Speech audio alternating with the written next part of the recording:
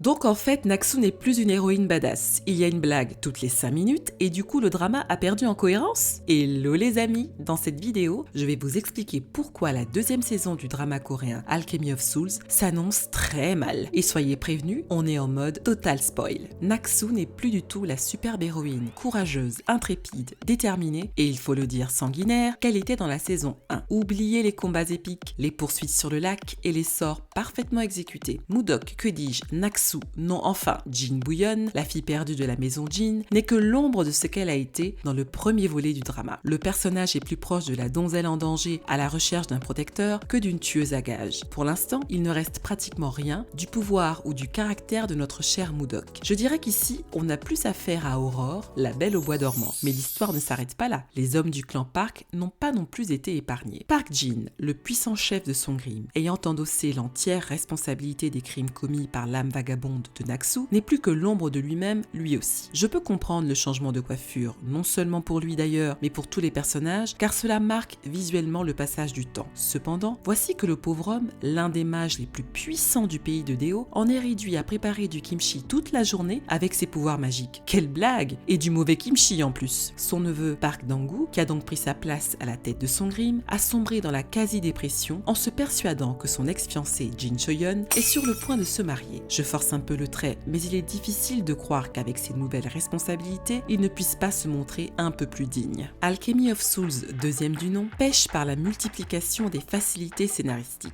J'entends par là des évolutions de l'histoire qui permettent d'accélérer le temps ou de sortir les personnages d'une situation difficile. Prenez par exemple la scène du port lorsque Jin Boo-yeon / Naksu tente d'échapper aux prêtresses du Jin Yo-won. Comme par hasard, voilà qu'une embarcation de fortune est sur le point de quitter le quai. Ni une ni deux, notre héroïne saute sur l'embarcation et s'y installe tout à fait simplement, sans rien payer ni se justifier auprès des paysans qui s'y trouvent. Idem au tout début de l'épisode 1. Voici que par un petit tour de pierre de glace magique, Jungkook réussit à pénétrer dans le Jin Yo-won, la demeure de l'une des plus puissantes familles, alors que cela fait 3 ans que nul n'y a pénétré. Trouvez-vous cela crédible? Dites-moi ce que vous en pensez dans les commentaires. Par ailleurs, comment expliquer que l'esprit de Jin Boo-yeon, qui est donc l'enfant qui a extrait la pierre de glace du lac Gyeongcheon-deo, a pu être supplanté par l'esprit de Naksu au point que le corps de Jin Boo-yeon prenne les traits de Naksu? J'ai bien compris que cela permettait de légitimer le changement d'actrice, mais bon, n'aurait-on pas juste pu ressusciter Naksu et enterrer Jin Boo-yeon? Car les deux êtres coexistent encore et cela crée à ce stade de nombreuses confusions. D'ailleurs, pour ne pas être plus confus que cela, n'oubliez pas de vous abonner et de liker cette vidéo. Autant dans la première partie, j'avais trouvé que cela était un point fort car savamment utilisé, autant dans ce deuxième volet, ça m'agace. Ces inserts humoristiques toutes les 5 minutes ruinent l'intensité émotionnelle de certaines scènes. Prenez par exemple dans l'épisode 1 les interventions qui se veulent drôles des 3 paysans pendant le combat ou encore l'échange entre Jungkook et Jin Boo-yeon au restaurant. J'aurais préféré que cette dernière scène soit plus empreinte d'émotion, d'un sentiment d'idylle naissante entre nos deux héros. Mais non, c'est un échange qui est parsemé de pointes d'humour et d'effets sonores qui nous font sortir de l'intensité du moment. Et pourtant, les sœurs Hong avaient réussi à construire un univers riche et captivant avec des personnages attachants. Dans cette suite d'Alchemy of Souls,